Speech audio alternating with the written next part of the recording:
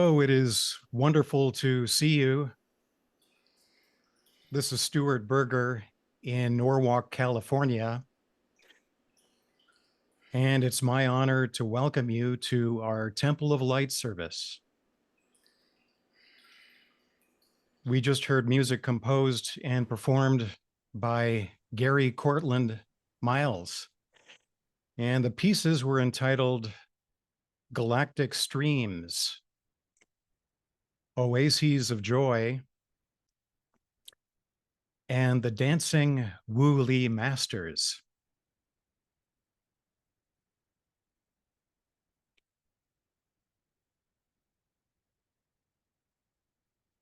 In this hour, we're privileged to hear Susannah Light speaking from Garden Village in Costa Rica, and Anne Blaney and David Barnes speaking from Salmon Arm, British Columbia.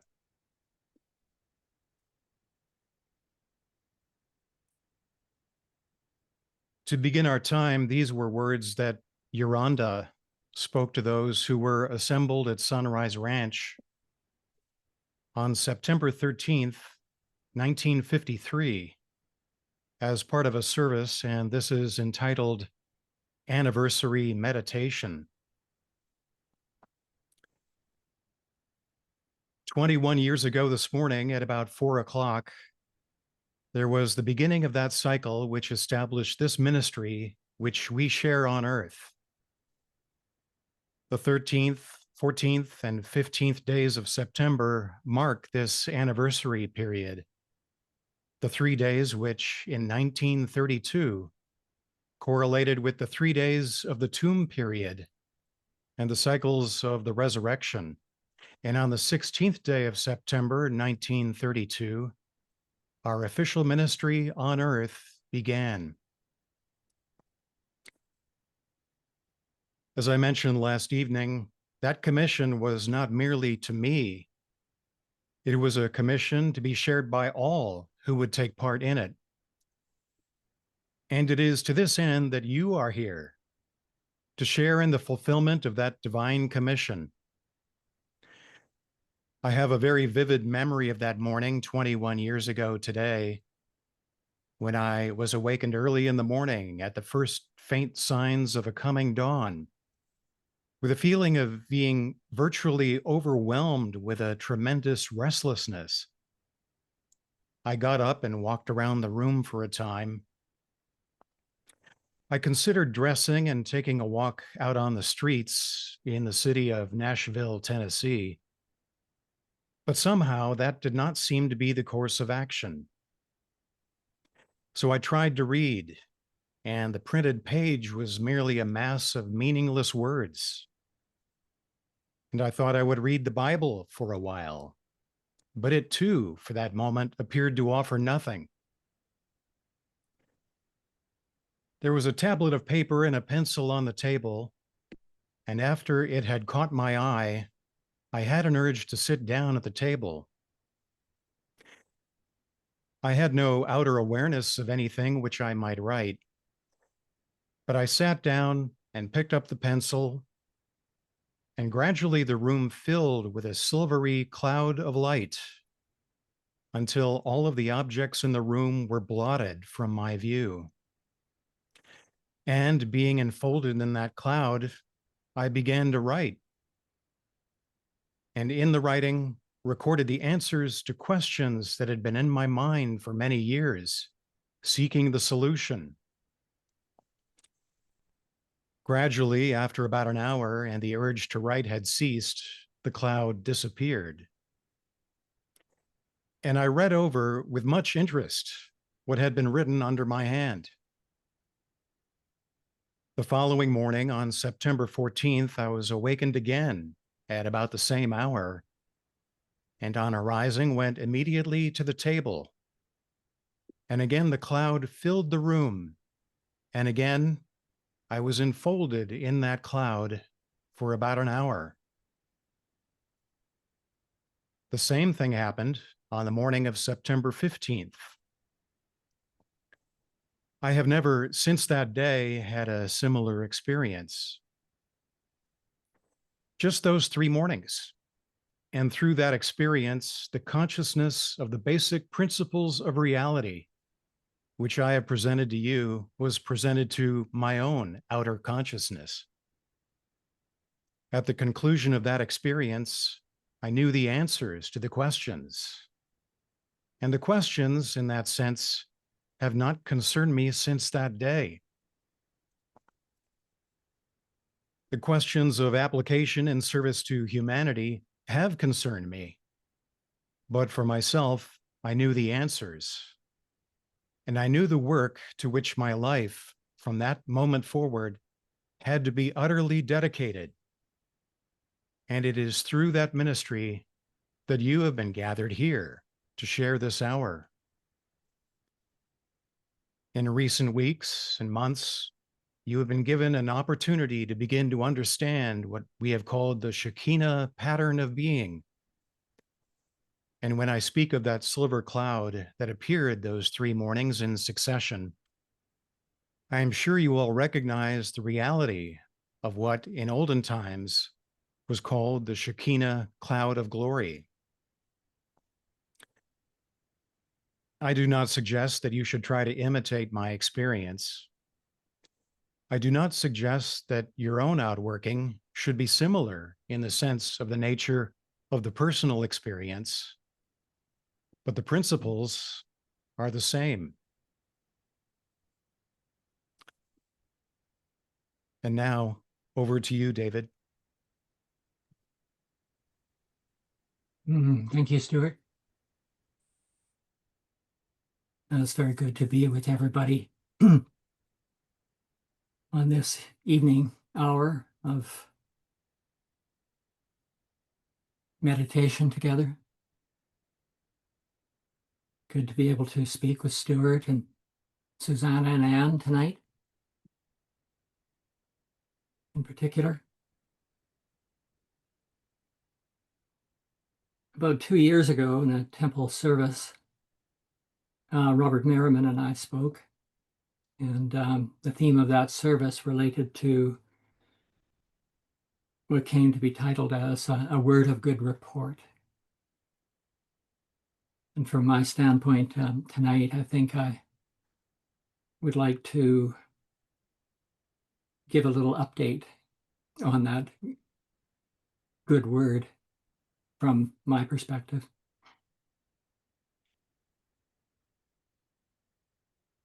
We've moved quite a distance in those 2 years in the cycles of regeneration, following in the way of the Master and his command to follow me in the regeneration, a word he gave to his disciples and for all of us who would follow and walk in that way. In some senses, it seems like we're not so much following anymore, but in a much greater degree walking with the Master in the way.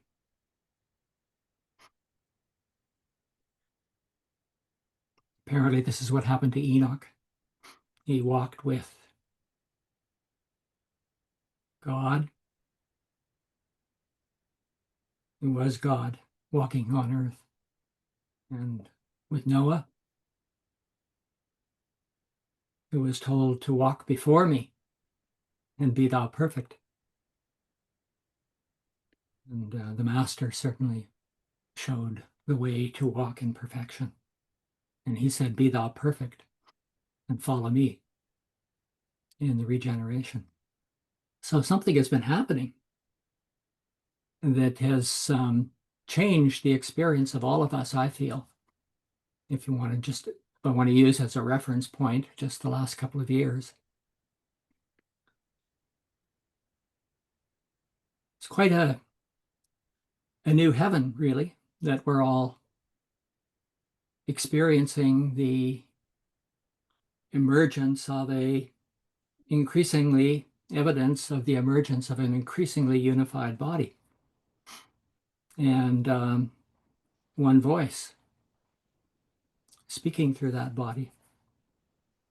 Obviously, there's some ceilings to move through and transformations to come and a great deal to change yet, but it's worth noting at this time.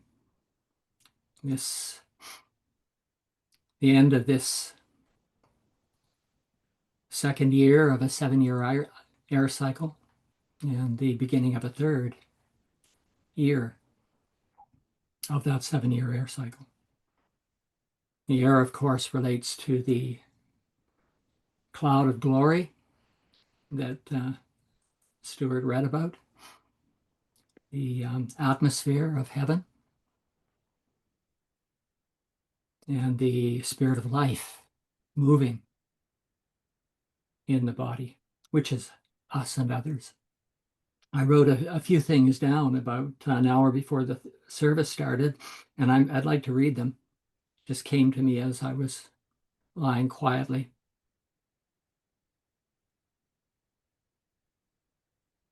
Always using that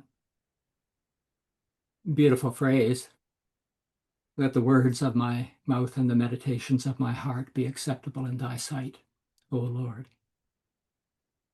And if they're acceptable in your sight, then they're acceptable in the sight of all others who are listening and watching. So in that spirit, I was thinking about things, and I want to read something that I have no way of really proving. Probably wouldn't want to anyway. It may sound a little audacious. It may sound even arrogant. It may sound presumptuous, but it's born of an experience that I've had of, you say, being in heaven with all of you and with the Lord of heaven and earth over the last couple of years. I'm just going to turn my light up here so that I can read what I've written.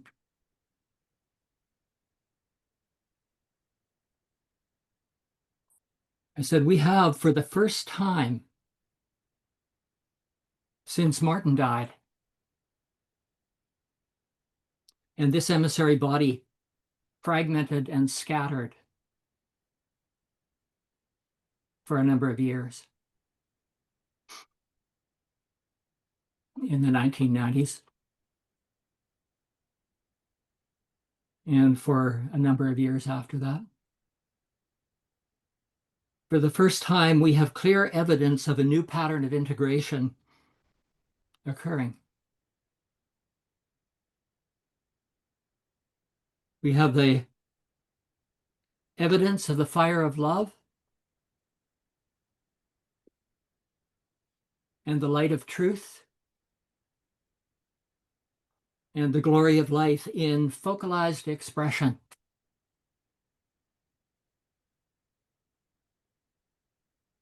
And beginning to work as one.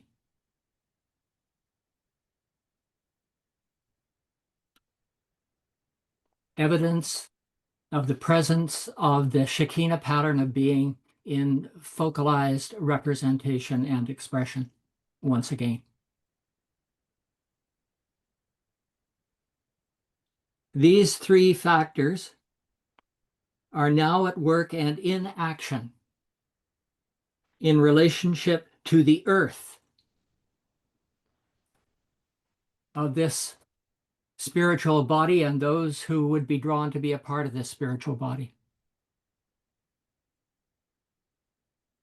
In relationship to this earth which is being restored.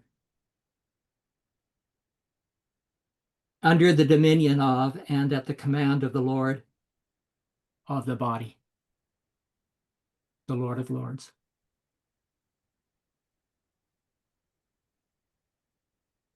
So this is the first time in all these years that the Shekinah pattern of being has been to this degree integrated and inaction, allowing this degree of penetrating power to be released within the design of being and under control.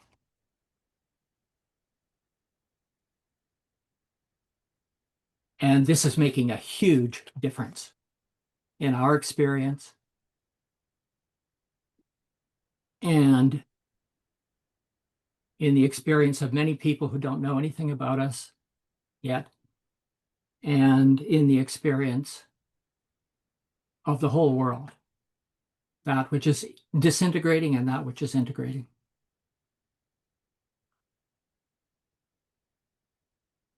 There is present men, I emphasize men and women now, who are working together in the heaven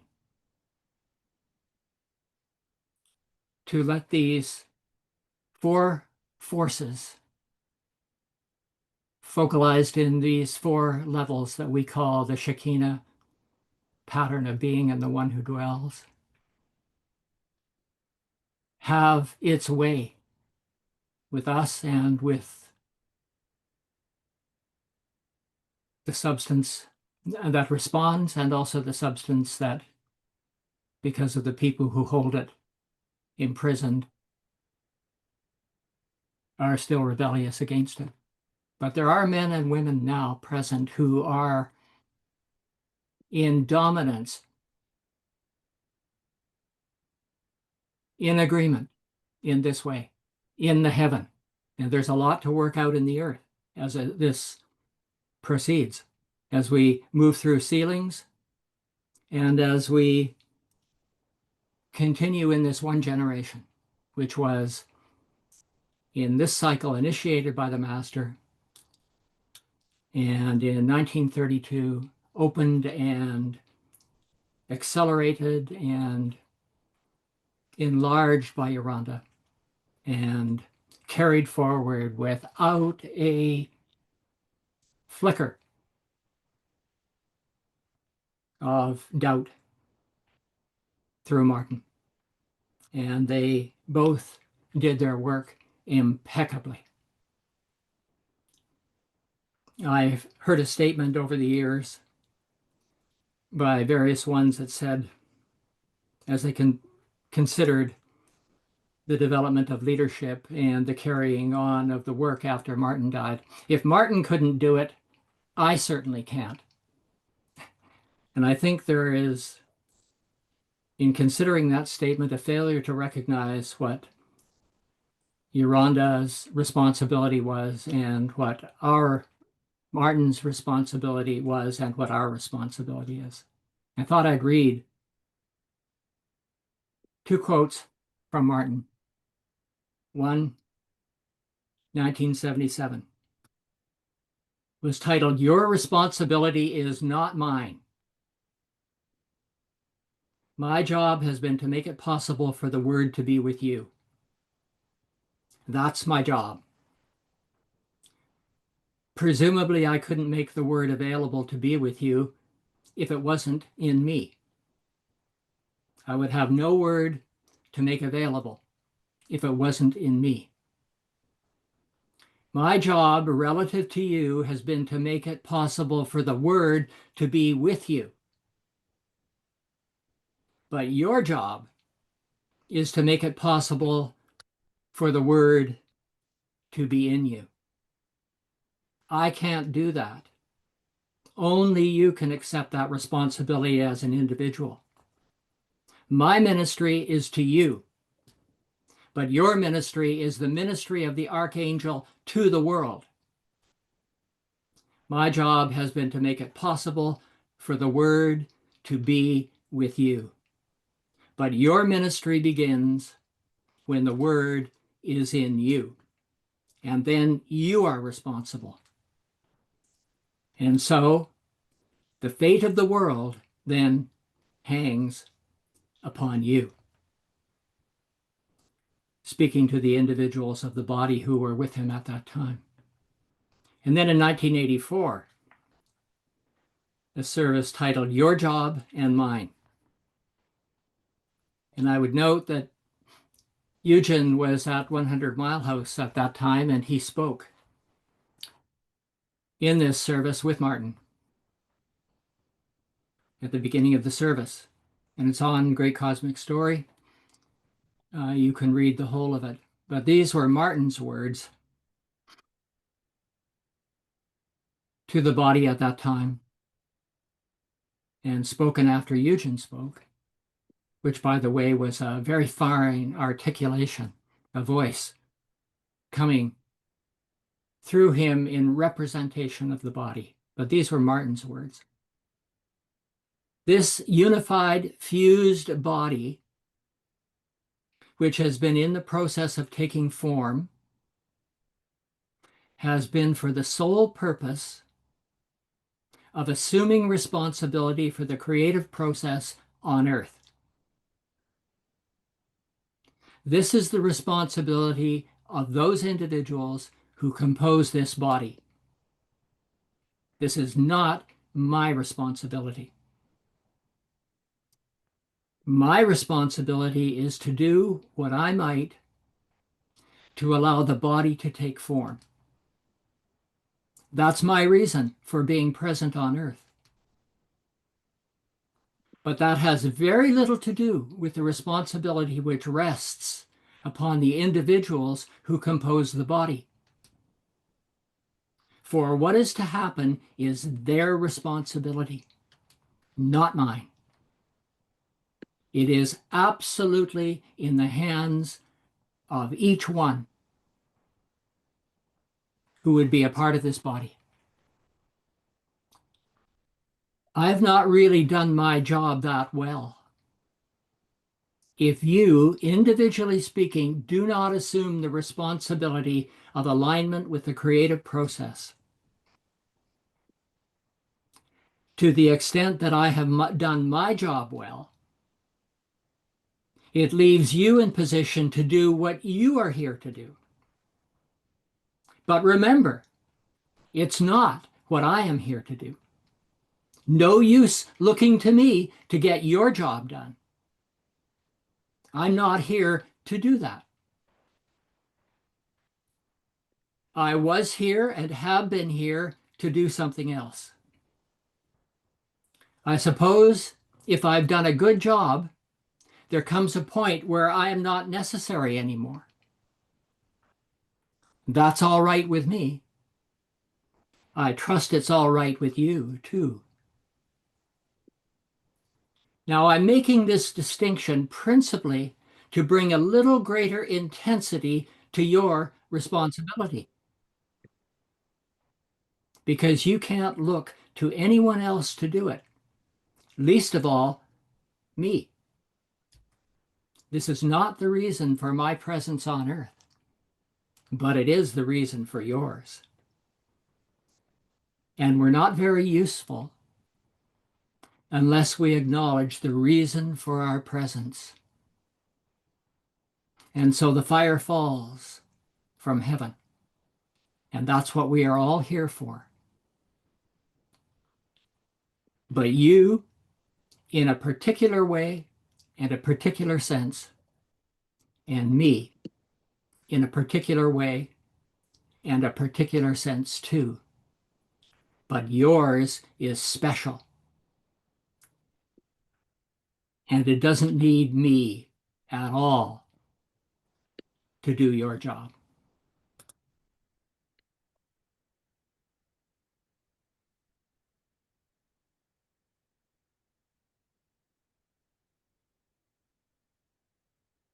Well, here we are in this new day. Could say without Martin and without Yolanda, and yet, we've all acknowledged that the spirit of these two great ones is always present with us, as is the spirit of the Lord of Lords. And we have been moving in this cycle of regeneration, learning, particularly through the trials and tribulations of that fragmented period that we moved through, and also now through the more recent years of greater accord and harmony and oneness that's appearing in the members of the body. And so we find at this point that there is evidence that this body walks with God. This body is following in the way of the Master. This body, in one sense, walks before the Lord and takes responsibility for what is to happen now and what must continue to happen in the movement and the cycles of regeneration in the days and years to come. And that we will with certainty know that the spirit of love, the spirit of truth, and the spirit of life, and the focalized presence of the God beings who we knew, who brought this body originally into form, is with us. And that those three spirits, love and truth and life, are at work in transforming the earth of this body and making it new,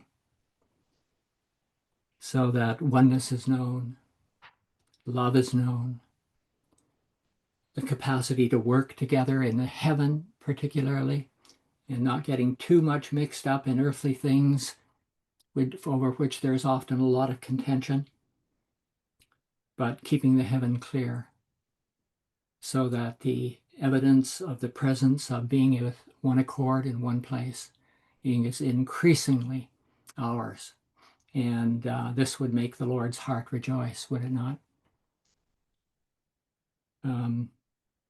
I want to mention in this regard that Susannah and Anne and I recently spent 9 days together, and this was our focus. And we allowed the experience of what could be called the upper room, with over the period of time, 9 days of unbroken, wonderful generation between the three of us. Walking, talking, listening, moving through ceilings in consciousness together. Sometimes challenging, but never beyond capacity to move through and let go. And so it's a real delight, having had that experience and continuing in that, to have Susannah speak and then have Anne speak as well. So, Susannah, welcome.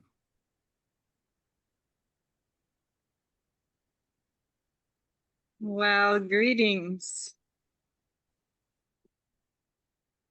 This, I consider this time blessed. Blessed is this evening hour. Blessed is this time that we have together.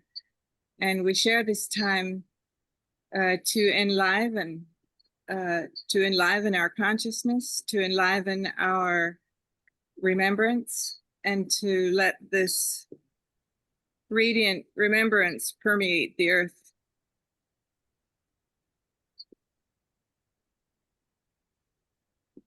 From time to time over the ages, there have been certain incarnations, certain prayers and revelations that bring an existential impact to the children of man, to change the course of humankind on earth.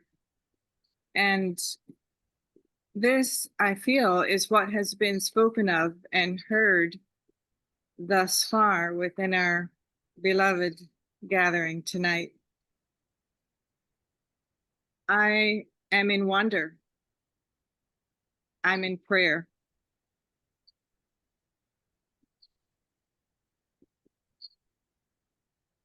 So we've heard some really powerful words tonight already in this short time. And some history, which is not actually history, it's present. I sense that the impact of these holy and timeless conveyances such as what Yolanda brought and Martin, and what was transformed on earth by the Master Jesus. The impact, in many ways, is measured by us. They did some very important work. They left us prayers and open doors. The impact upon this earth in terms of a flourishing creative potential held within those seeds of truth from their eternal voice of prayer depends upon us. And whether we hear, first of all, and whether it has supreme value to us, and whether we're able to focus its power with a single pointed focus for the purpose of true service. So the impact of all this is measured by whether we allow their prayer, which is essentially the word ready to be made flesh, to take its holy place within us as our own reality,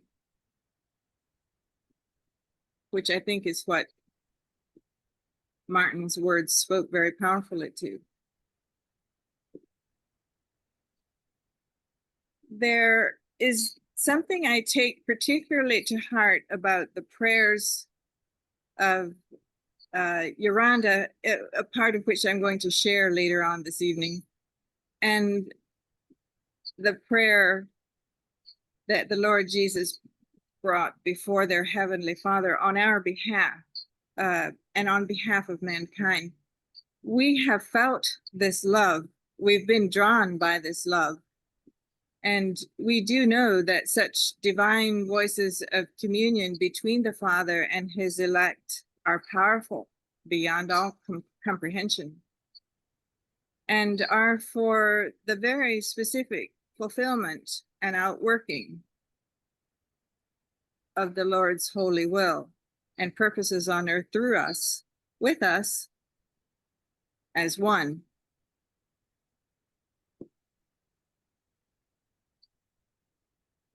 I feel that days like these days, where we mark important cycles, provide something significant of an opening, something of a vibrational aperture for us who are living in flesh bodies now to step into. Yolanda is not here right now in his physical body, but we are. And we have before us this amazing, brilliant day of beckoning, where we can, in consciousness, remove the time and space elements to some extent and gather ourselves into the prayer that has been activated and extended for us to enliven within right now, for us to flower and move within, full of life, full of grace, as an extension on earth of the eternal prayer of love. Last month, when I visited David and Ann's home in Salmon Arm, we shared 9 days in a time of focused immersion, communing with Yolanda and Martin in particular through the sound and spirit of their voices and writings. I will tell you that Anne and David's living room carries a potent sense of holy presence. The presence of ages and sages throughout time, and the aliveness of a very present and timeless spirit. In that clear and beautiful setting, it could be said that we hosted Martin and Yolanda real time. The sound and the fire was real. On one of those days, we listened to a July 1953 presentation by Yolanda titled "The Challenge of Shekinah, to Set Your Hearts on Fire." I was moved to my core, and I want to share some of that presentation with you tonight.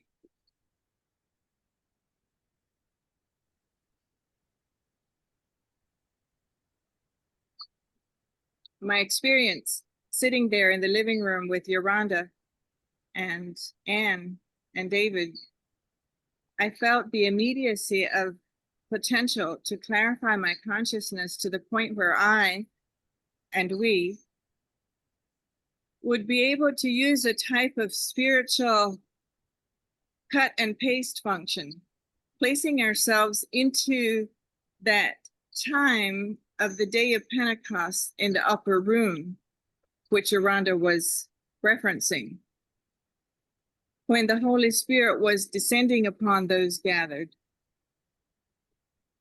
Instead of making the same mistakes, we would avail ourselves of all the understanding and refinement of consciousness that has been gained over the seemingly large expanse of time. We would tarry there. We would tarry there and allow the truth and the power of the Holy Spirit to come fully upon us so that we can be in perfect service to the Lord and to the children of his world.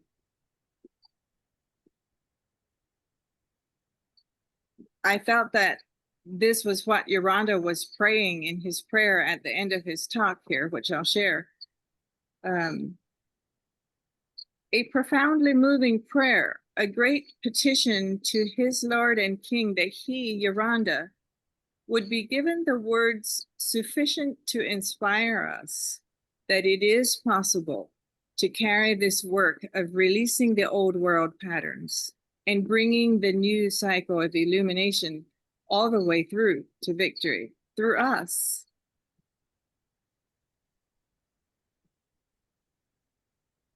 It felt so immediate and so possible and so true, truly.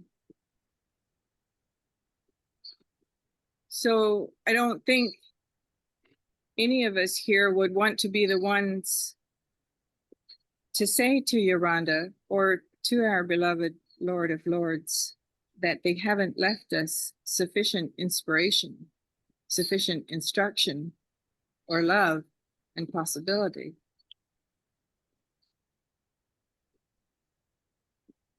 They have left us bountiful inspiration, entirely sufficient to carry through.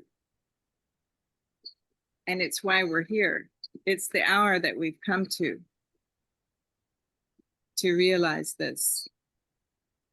So in this moment tonight, I offer you the vivid imagery of welcoming Yolanda into our holy living room setting, all together in one accord.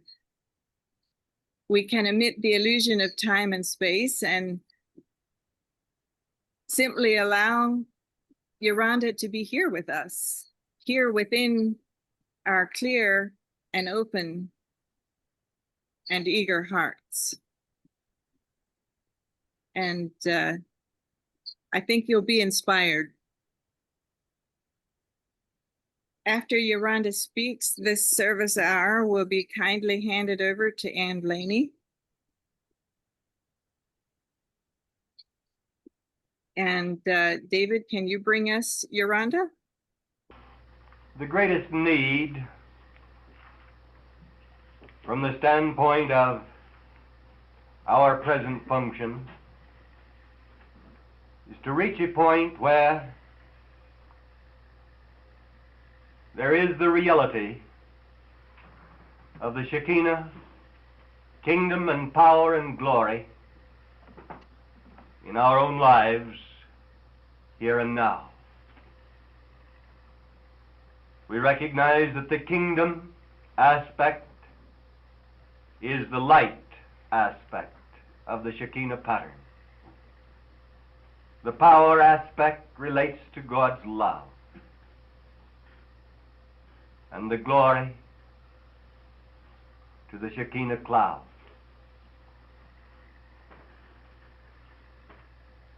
How can we reach a point where we begin to know the reality of being with one accord in one place. Blessed ones,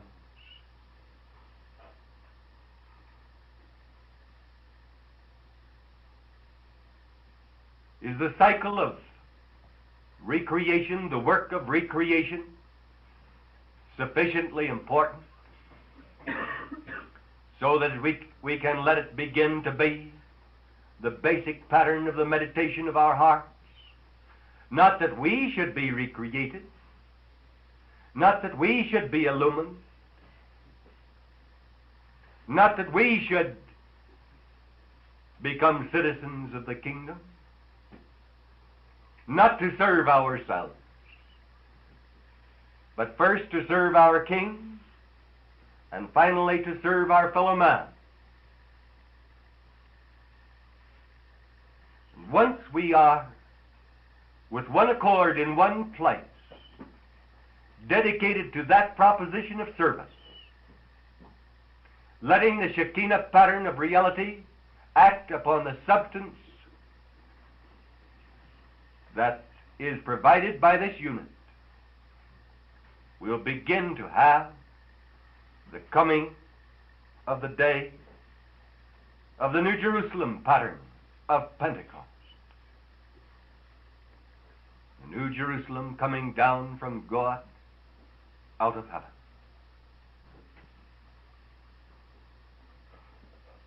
Yet a little while. Tonight, what shall our message be to our King? What shall be my report to him?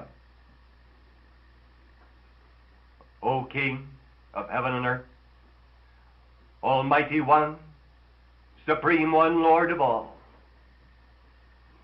they who are thy children have decided to wait yet a little while, to wait until they find a more convenient time, and then they shall come together, they say, with one accord in one place, in agreement,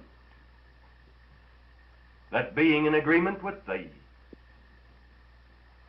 they may finally let thy power manifest.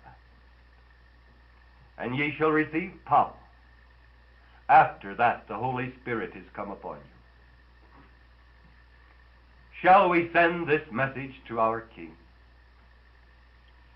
Yet a little while. And I believe, O Lord, that these who have been gathered from the lands, from the north and the south, the east and the west, will reach a point of togetherness in thy Spirit.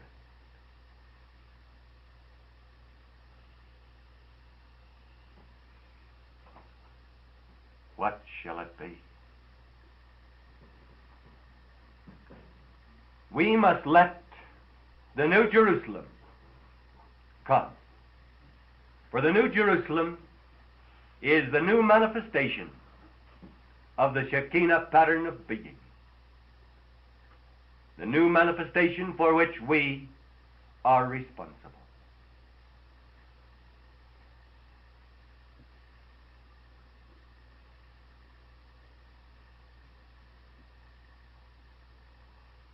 Can the meditations of our hearts be upon the true purpose of our living here, our function here, our service here?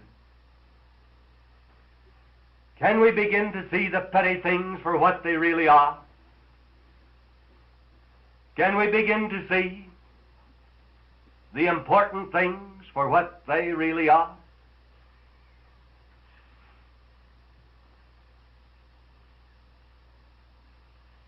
The day of our letting go in a new cycle of rebirth, a new cycle of illumination. It shall surely come when I have finally found the adequate words of inspiration. When I have finally reached the point where I can give you adequate assurance that it is perfectly safe to let go, to step from the realm of the old world patterns into the realm of the new. Someday, I have faith it shall appear, that we may be with one accord in one place.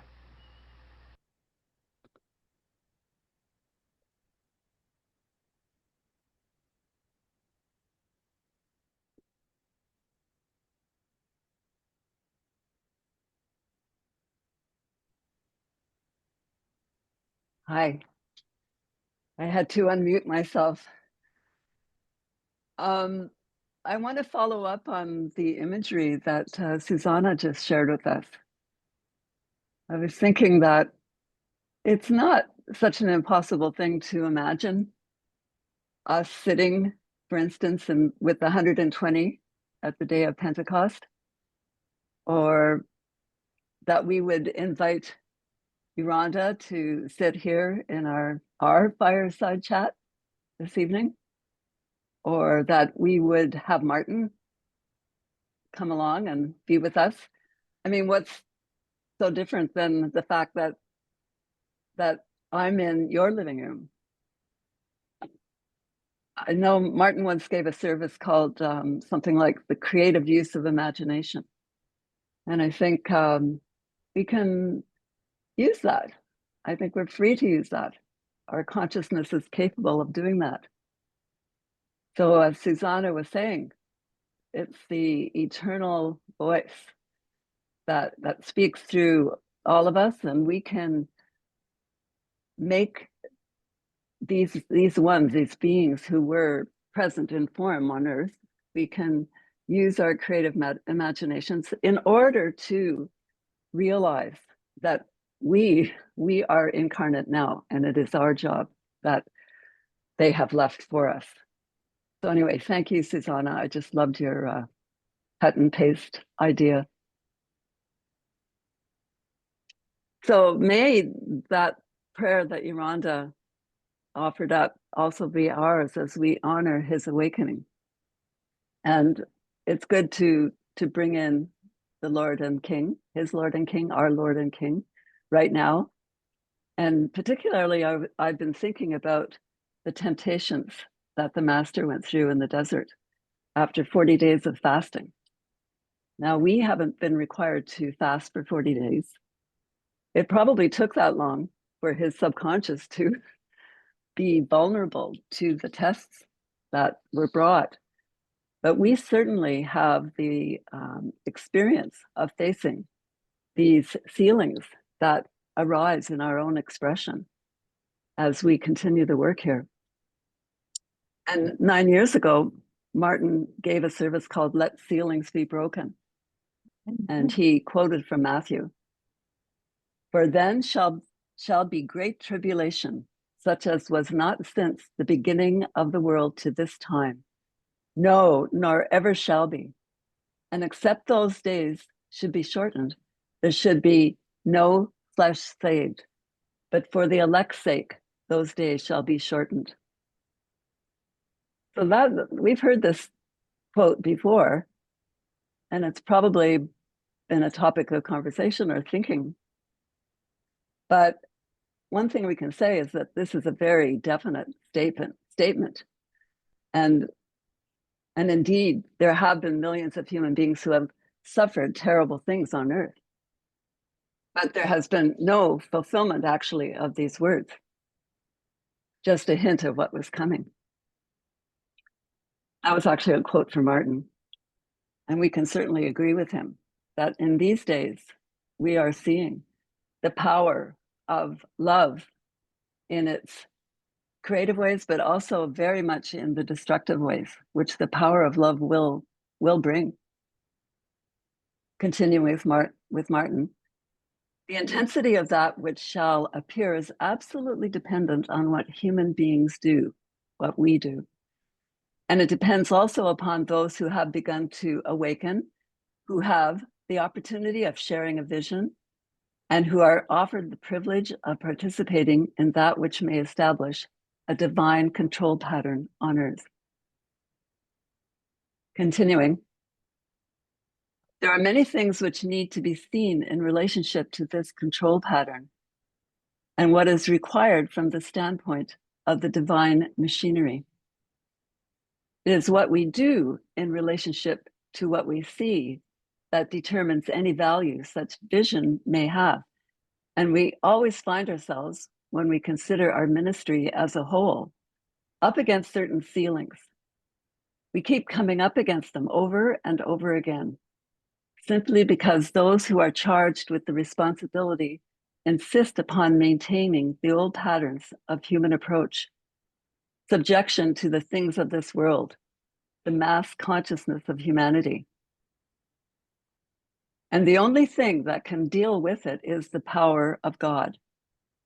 And the power of God to manifest on earth creatively, not just as a consuming fire, must have an instrument on earth that is under control through which it may work. Then it may be used on earth on a controlled basis to achieve the divine purposes. And we must keep moving through every ceiling so that we do not get stuck anywhere, so that we do not persist in maintaining human patterns of limitation which keep us from coming under control, so that the power of God may be used. I think that meditation, that excerpt requires some meditation on our part. I think that we have seen certain feelings that have arisen in our collective function, but most importantly for us right now, let's look at the feelings that arise in our own experience. I think that these feelings are often a subconscious one, things that come up from our subconscious that we don't even actually think about. It comes up as a feeling or a thought, and it's so easily just avoided or skimmed over, when actually what's taking place is that there's a feeling that's been made present. And these are the things that we have been petitioned to clear through, just as the Master did. He cleared through all those feelings in his life, in his experience. And what less is, what can we not expect exactly that commission in our lives? Those of us who have been offered the ample petition from the Lord to continue his work. I think that there's a lot that we can examine in our own experience, subtleties. And a lot of times, these feelings that we meet, rather unconsciously often, are built right into the fabric of our culture, that right into the way things are designed, set up. Everything is built and created to continue that lie. And so we who understand the necessity of moving through these feelings have the call to be absolutely diligent to see through this. And sometimes it takes whacking your head against a ceiling, doesn't it? To recognize with some humility that this isn't working. This isn't working for anyone. And we need to,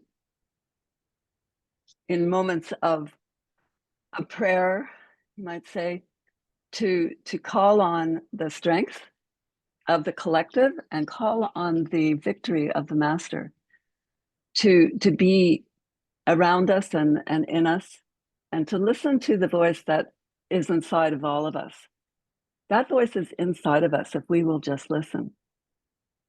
As we used to teach kids, the conscience compass, that voice of what is actually the right thing to do is present. Now we can say that we live in heaven, right?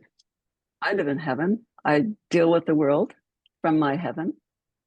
But sometimes we have to examine what that heaven is. Is it the same heaven as somebody else's heaven? Maybe it wouldn't be the same heaven. Is it the emissary heaven that we have kind of programmed ourselves to operate under? So there are different levels of heaven that I think that we can think about.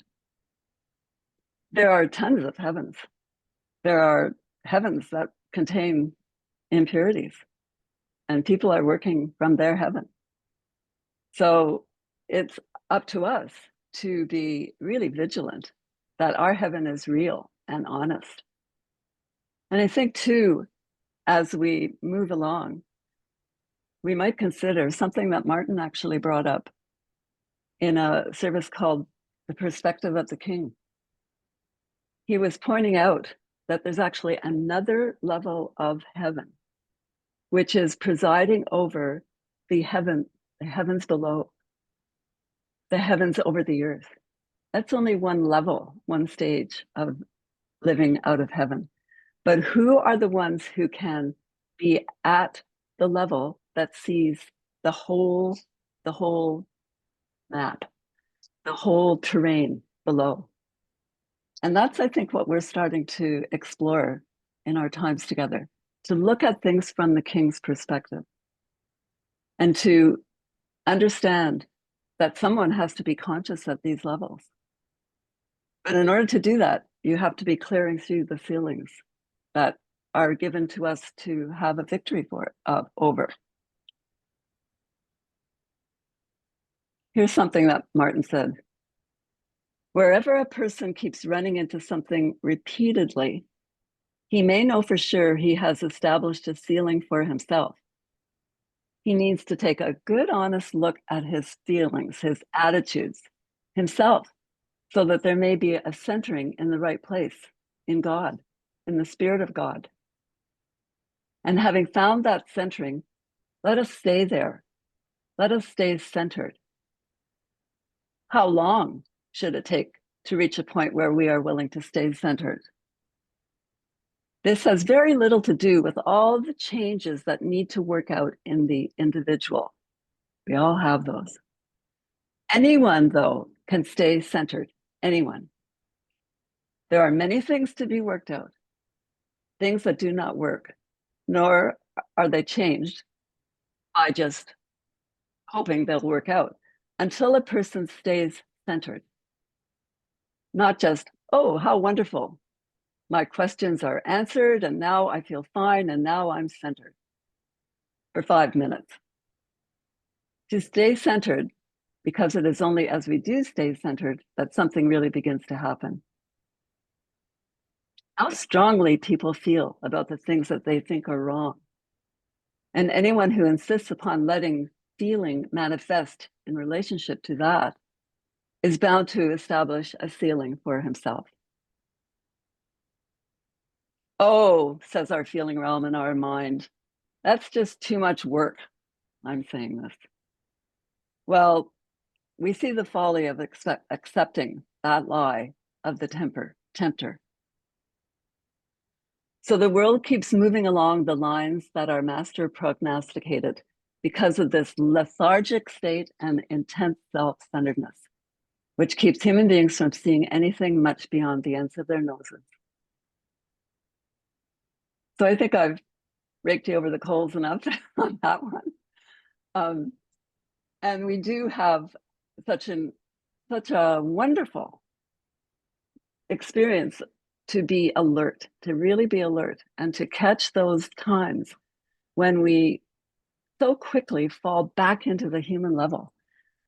Like, for instance, when you see that there's a ceiling that you've broken through, and one of the things that happens is, oh, shame. I feel shameful for having had that ceiling to break through.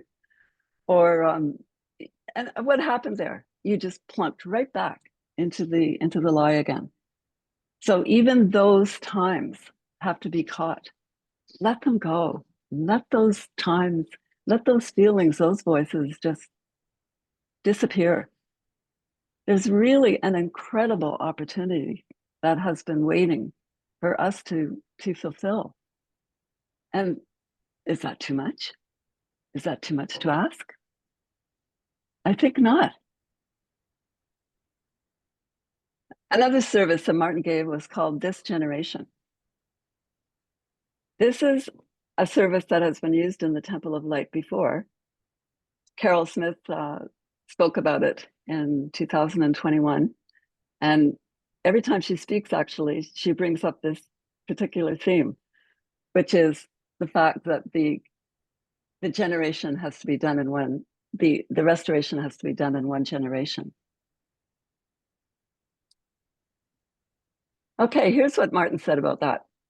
You have been through some experience to bring you to this point, to enable you to emerge from the fallen state to the extent that you have. It has been quite a journey, hasn't it, to bring you to this point? You have had many experiences, passed through many things. You have known clearings of various sorts. All that has been put into you, so to speak, this is the Lord's investment in you. We cannot bequeath it to someone else, can we? It is something that is happening to us, not to anyone else. There isn't anything vicarious in this process. We have to know it for ourselves. And therefore, we must come all the way through if our lives are to have meaning, which is the divine purpose. Now, that has to be said again and again, that it is our own individual experience. We cannot kid anybody about this. This is what we are here to have and experience ourselves. We are personally responsible moving through these ceilings. Here's another thing that's pretty tough, actually, to look at. Martin said, well, we'll do it just so far. We couldn't possibly go all the way. But our children will then carry on from there. We delude ourselves because the children are only blessed, only receive a blessing if the generation who are the parents carry through. Now, I'm not speaking here of literal parents and children, although you can look at it that way, but I'm speaking about spiritual children and spiritual parents. Are we not, the generation that I'm speaking to, not the children of Martin and Yolanda? We are in that generation. And theirs was the generation of the master, the slipstream, you might say. So here we are, children. Is it not our responsibility to carry that victory strongly, accurately? And those that we meet, who you might say are another generation of the same generation, those are the ones that we're responsible for. And there are many in this gathering who are actively involved in welcoming those who are just beginning to be attracted to what it is we have to offer. It's a very deep subject, and I'm sure we've all thought of this.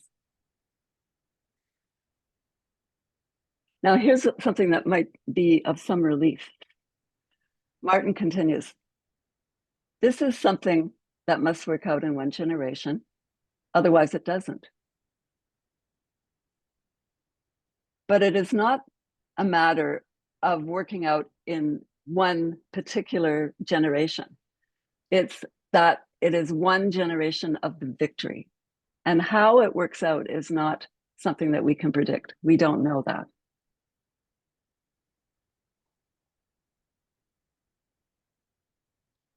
Why are we collectively gathering? Why are we interested in doing something together, in agreement, in patterns of agreement? It's because there needs to be a machinery for God on earth, incarnate, in flesh, where the power of God can work through us in a controlled way. Here's what Martin said. Because man has been functioning in the fallen state, there has been no available instrument for the divine use. The power of God has been entirely excluded in the truly creative sense, but such as it has been able to appear has had to appear through fallen consciousness of human beings. The life force that is moving through people, that is, the power of God, is under the control of the fallen consciousness of human beings, and consequently, it has kept everything in a turmoil. The very moment that there begins to be something which is under God's control, the power of God can begin to move through that in a creative sense. There begins to be a shift, and we are here to share in letting that shift take place, actually.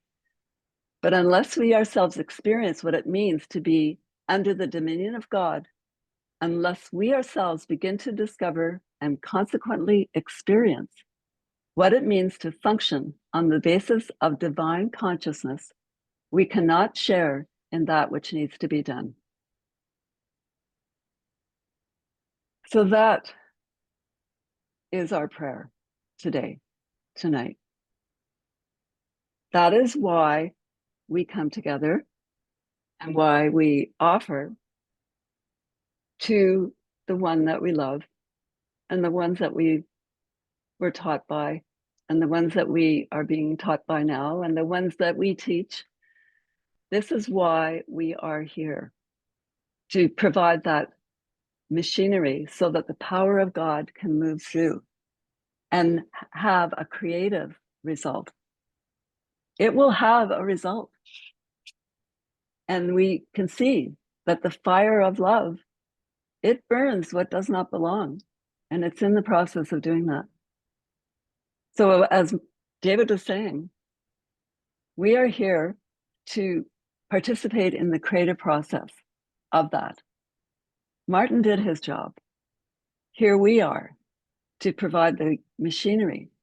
And that commission has not gone away. Don't let that fool you. That is part of the lie. Hear the voice inside, hear the voice I say, the voices that we say to each other. That is the voice to listen to. So it's really wonderful to be together and to honor this anniversary. It's wonderful to do so. It needs to happen. This was a monumental experience on Earth, the awakening of Yolanda. The whole course of history actually was potentially changed. Yes, it is changed. It did change. We are here to carry that generation. So I'd like to open up any comments that are forthcoming and love to hear from anyone who'd like to speak. What a nourishing evening. Now is the time. Let us accept the challenge we were born to fulfill.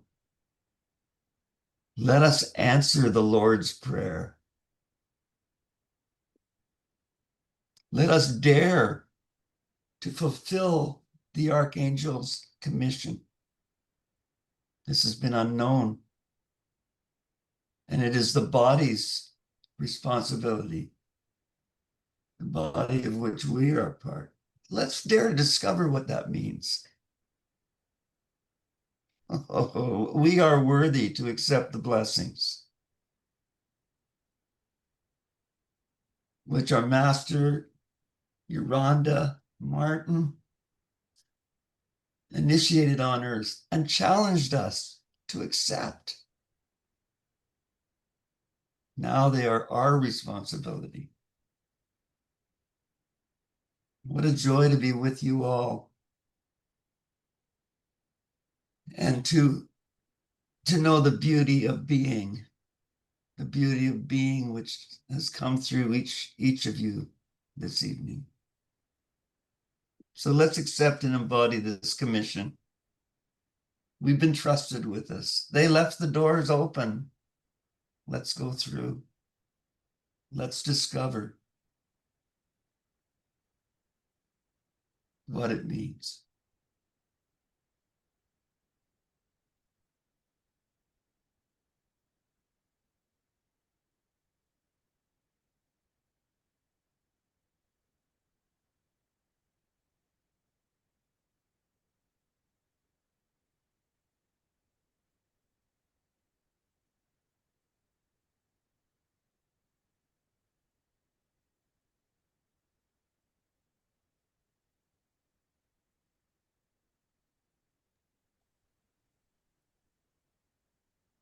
When you knew me, as I have always known you, you agreed to this, to be with one accord in one place, revealing the quality and character of the one who sent us, to express love, truth, and life into every circumstance of our living. And when we come together in a gathering, all together, we know that each one is trustworthy to do this. And when we're not together, we know that there is a whole host, a heavenly host on earth, revealing the quality and character of God. I embrace each and every one of you. I give great good thanks for each and every one of you, and for many, many more around the world who are awakening and in their own way expressing this same quality of spirit. We came to get the job done. It will be done.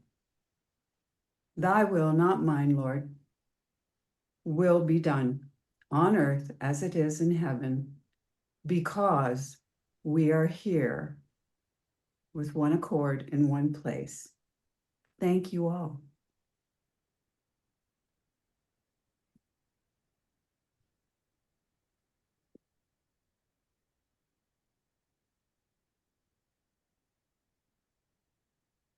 Yeah, I'm very deeply pleased with all of you in one accord, with one place. Today, it's very natural for us, Jaeyoung and I, yeah, physically uh, accessible to this temple of light, especially the 93rd anniversary of Yolanda's beginning. It's a tremendous experience for me. So during this service, yeah, I wept. But anyway, in reality, I can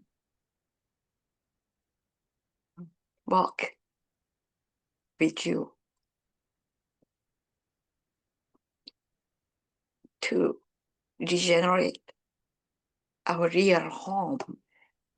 So I'm deeply appreciate David and Anne, and even Susannah, to have this space, heavenly space. Let me experience in this way. Yeah, thank you.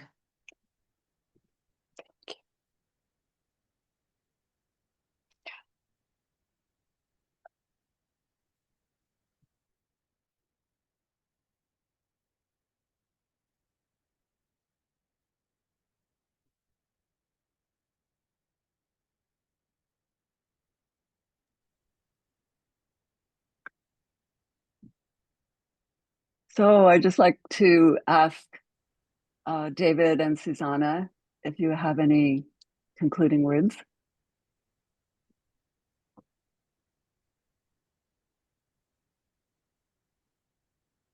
Susannah first.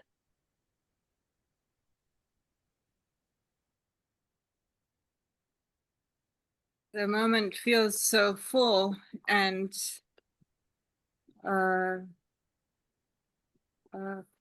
potently engaged that I hardly know how to speak into it. But there are a few essences, and I think I would just say that I feel real thankfulness for the grace of our Lord in extending this time to us to do this work over the ages. And also I feel an eagerness to further engage, further break through those ceilings in this generation that you spoke of so wonderfully, Anne, and to work collectively with all of you to answer the call, answer the invitation to what is actually the great cosmic love story of the ages that we're being welcomed into, and we've been duly inspired. So thank you all for this time. Well, very beautiful, Susannah. Thank you for those fine finishing words.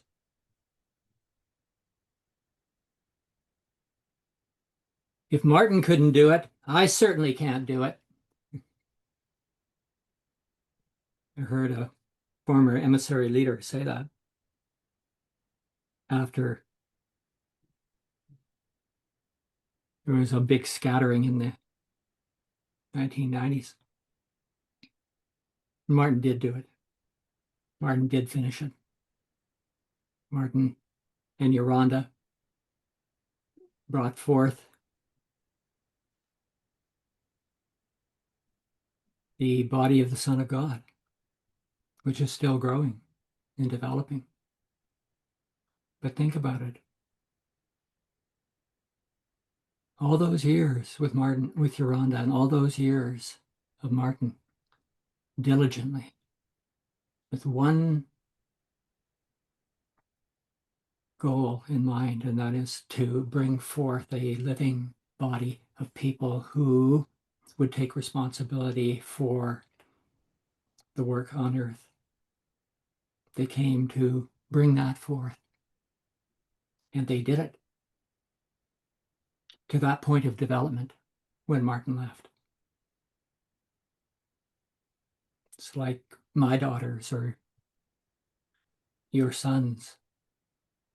There's a certain point where they take up the responsibilities of living, don't need the presence of their father and their mother immediately to guide them in every right step that they have to take. That the tonal quality of their living would be in accord with the spirit of the family. That mother, father desired their children to bring forth. And they left, one might say, a body of people that in a collective sense was barely out of adolescence. And there was a massive scattering. And it took, the way I counted, almost 28 years for that to finally, the energy of that scattering to peter out and there to be the gathering once again in a new cycle of movement in the one generation. And that took place. And we've been moving in that maturing process. And great challenges in finding consistent pattern of leadership emerging that was actually in agreement, bringing it together out of that state of fragmentation into one leadership body, including all of us, but with the proper patterns of focalization in that body. And this is occurring. And this is what is bringing us to the point where there must be one accord in one place, so that that divine machinery is present and operational. And you look around and you see now men and women in this body, maybe you and me and others that we know, who are maturely accepting this responsibility to be in heaven with, in one accord, in one place, and let the Shekinah pattern in the overall sense of being be present as the guiding focus of that divine machinery. That begins to become evident. The evidence of that presence is beginning to show up, and it's making a big difference.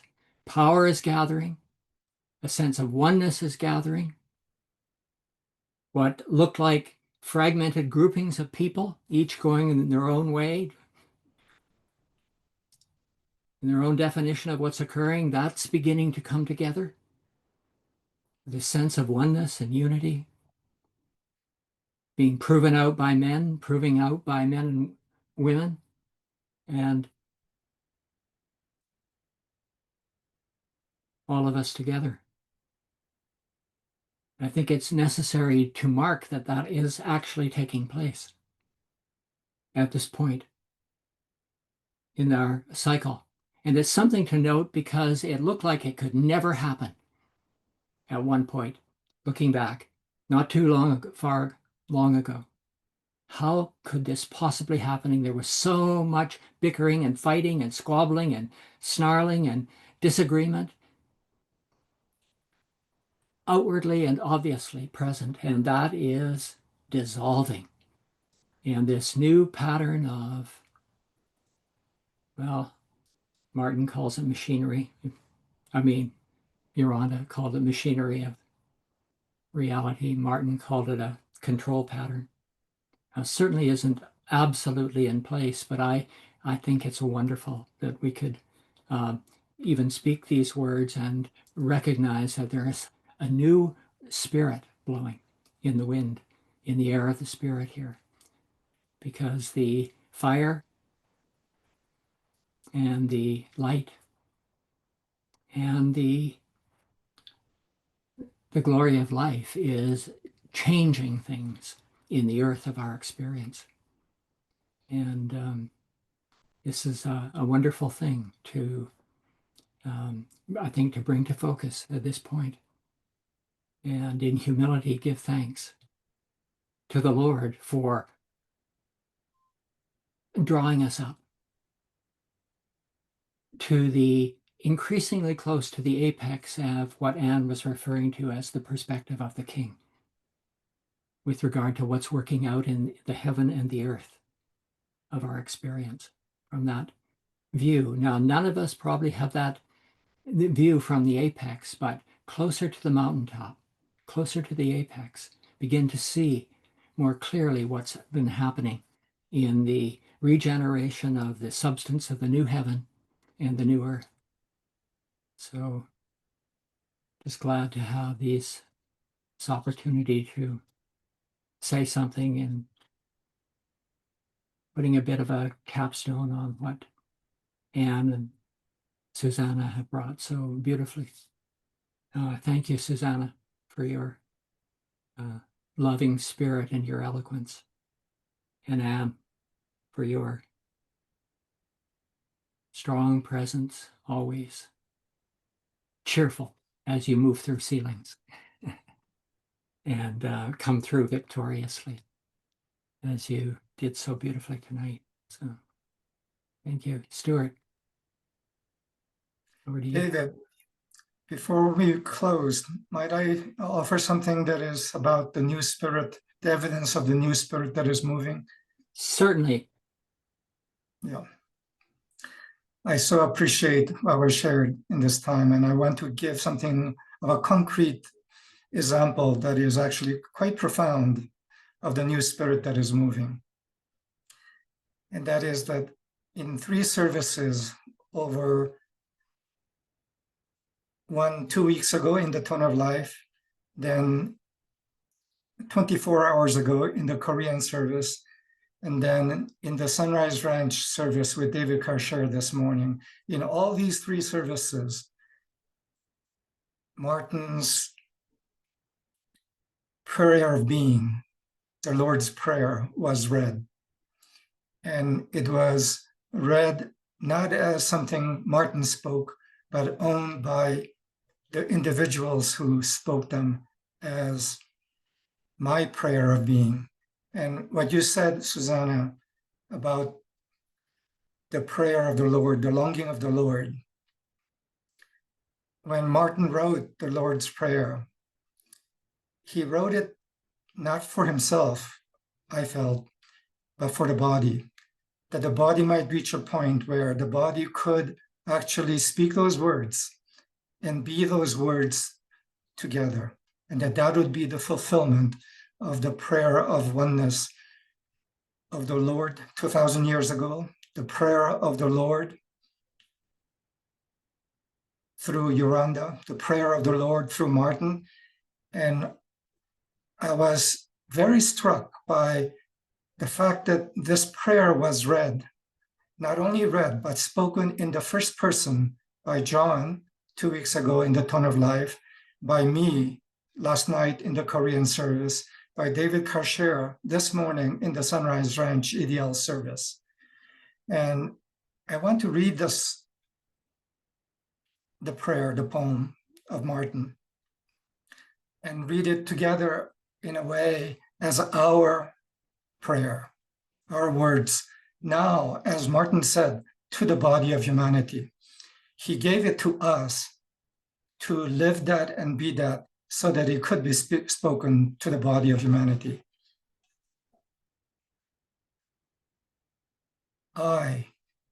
We are in heaven. The revelation of myself, of us, is holy. My kingdom, our kingdom comes because we are here. Our will is done in earth because our will is done in heaven. We give the bread of life in each moment of our living on earth. We forgive, and that forgiveness is received by those who share the spirit of forgiveness. We lead no one into tribulation, but deliver all evil into the creative cycle. For our is the kingdom present on earth because we are present on earth. We are the creative power of the word. And ours is the glory which results shining round about to be reflected by the world which we create in fulfillment of our Lord's Prayer.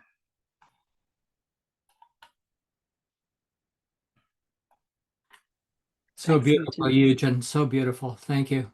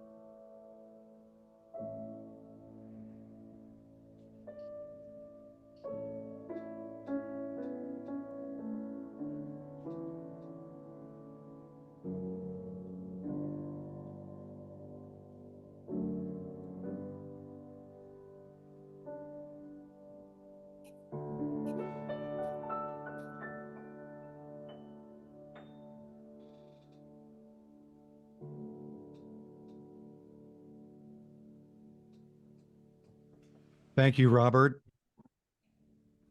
Thank you, David, Anne, and Susannah, and all for being together. Our next Temple of Light service will happen in 2 weeks' time on Sunday, September 28th at 10 a.m. Pacific Time, 1 p.m. Eastern, focused by Steve Ventola and assisted by me. So, blessings to you.